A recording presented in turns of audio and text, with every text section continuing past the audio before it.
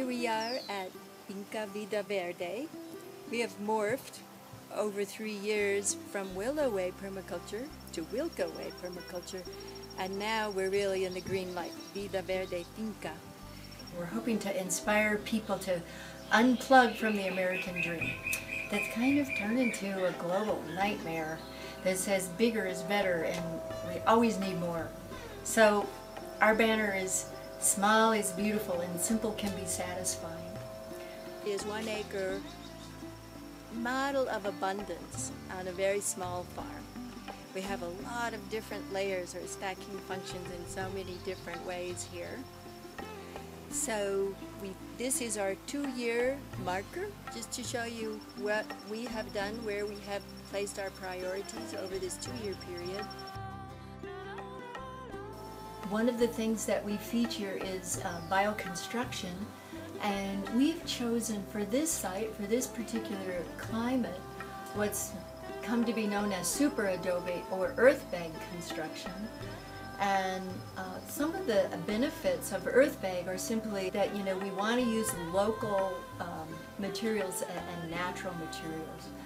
And then we chose super adobe over adobe brick because it is easier. You're just taking the mix, sticking it in a bag, lining your bags up, rather than making all of those bricks. It has very high seismic rating, so in any area where there's faults or earthquakes or even just shifting soils like we have here, that's a big plus. And the curves, we love the curves. Living in a house that is made with almost entirely natural materials, about 98% of the materials from this house came from this valley.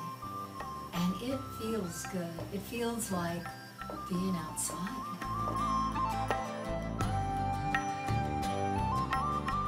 The gardens here, we're here in the lower terraces now, and we just had a excavator, we did have an excavator come in for just 1 day.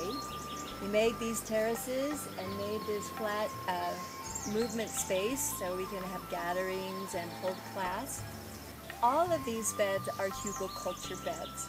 The land was raw. It had the pioneer species. It had been logged, and the pioneer species is a thorny acacia locally called vaike.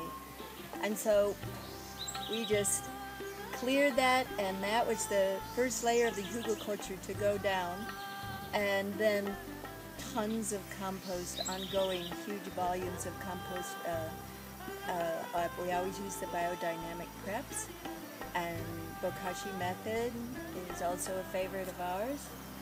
And then we've been really consistent with compost probiotic teas, foliar feedings, and now we're getting really good results.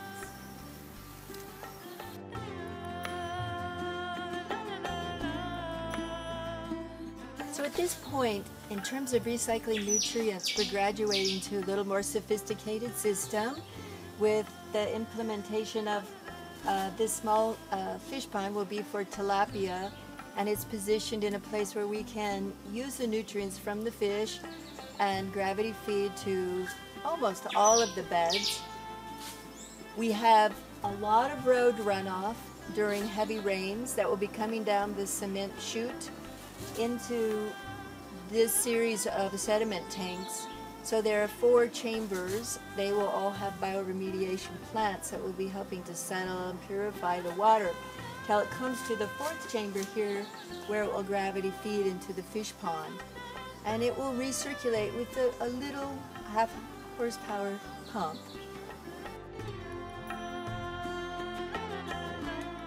There's a new organic market in Vilcabamba we've been helping organize. It's part of a strategy to help protect the ban on genetically modified foods that is now in the Ecuadorian constitution, but it's being challenged. So just raising consciousness of the importance of organic foods. And so that's motivated us to get our value-added products together and stick with that permaculture principle of obtain a yield and participate in the market. How do we achieve sustainability? How do we actually go beyond just saying, oh, yes, of course I love the earth, to how do we really make a difference? We teach the permaculture design course, and we have a permaculture teacher training in place here. I've been teaching the permaculture design course for 25 years this year, and my husband has been deeply involved in biodynamics. We have a very strong and diverse team. On the English-speaking side, we have a teacher from Canada and another wonderful teacher from Switzerland.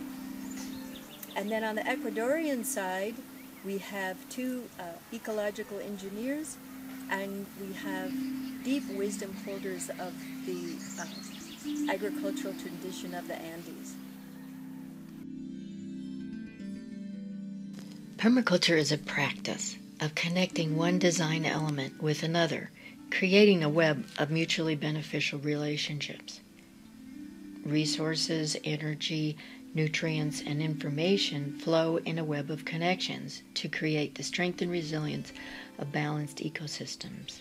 We're mimicking natural ecosystems. Permaculture is a practice, an ongoing study.